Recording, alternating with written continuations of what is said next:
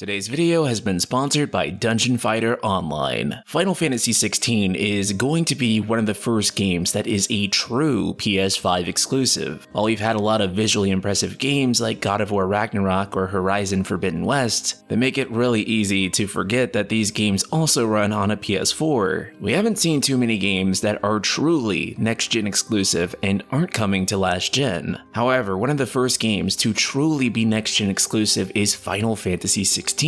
And today, Yoshi P said some incredibly interesting things about why this game can only happen on PS5, allegedly. And this has sparked some discussion on the dreaded console wars. But trust me, it's not what you think. And today, we're going to be diving into it. But first, a word from our sponsor, Dungeon Fighter Online, one of the most played video games of all time, with over 850 million players worldwide. DFO is a free-to-play hack-and-slash multiplayer online RPG that will keep you engaged for hours. Join other players in raids or PvP, and experience updates and events every 2 weeks to provide exciting new content. With thousands of avatar pieces to dress up your character, you'll never run out of customizable options. This game has 2D retro pixel graphics which will have you feeling nostalgic. With dynamic customization, diverse characters, visually incredible graphics, and spectacular music, you'll be immersed in a world like no other. Whether it's PvP or PvE, Dungeon Fighter Online has you covered. There's also a coupon code with a ton of goodies for new players, so you won't want to miss it. Be sure to check out Dungeon Fighter Online with the link in the description below. Aside from the exclusivity clause,